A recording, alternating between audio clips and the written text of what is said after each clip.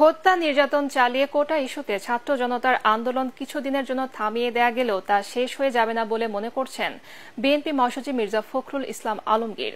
চেয়ারপারসনের গুলশান কার্যালয়ে সংবাদ সম্মেলনে তিনি কারফিউ ও সেনা প্রত্যাহার, গণগ্রেফতার বন্ধ করে রাজনৈতিকভাবে সংকট সমাধানের সরকারের প্রতি আহ্বান জানান। রিপোর্ট মইনুল আহসানের। কোটা আন্দোলনকে কেন্দ্র করে গেল কয়েকদিনে বিএনপি নীতি নির্ধারক থেকে তৃণমূলের 2000-এর বেশি নেতাকর্মীকে আইন শৃঙ্খলা বাহিনী আটক করেছে বলে অভিযোগ করেন মির্জা ফখরুল ইসলাম আলমগীর।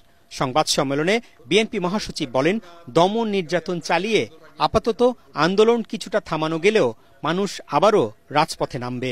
বাচ্চা ছেলে 15 বছর বয়স, 16 বছর বয়স, সে তার মায়ের কাছ থেকে বেরিয়ে চলে আসছে যে না আমি যাব। আপনার সাধারণ মানুষ বেরিয়ে এসছে যে না ওদের সঙ্গে আমাকে যেতে হবে, কারণ আমার রুটির ব্যাপার আছে। আমার আজকে জিনিসপত্রের দাম যেভাবে বেড়েছে আমরা সেটা কুলিয়ে উঠতে পারছি। সরকার সম্পূর্ণ ব্যর্থ হয়েছে। জনগণের যে পুঞ্জীভূত ক্ষোভ তারই বহিঃপ্রকাশ হয়েছে আপনার এটার মধ্যে দিয়ে।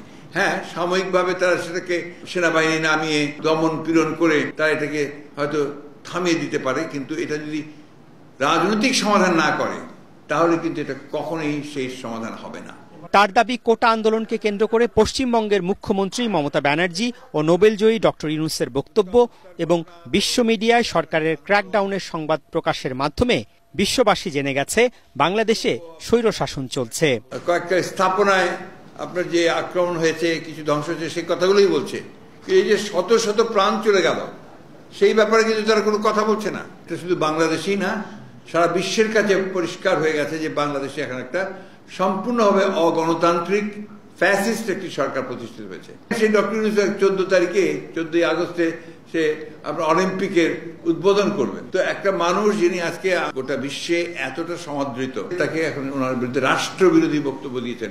সত্য কথা বললেই রাষ্ট্রবিরোধী হয়ে যায়। মির্জা ফখরুল বলেন, সরকার পরিকল্পিতভাবে সহিংসতা ঘটিয়ে বিএনপির উপর দায় চাপিয়ে নেতাকর্মীদের গণগ্রেফতার করছে।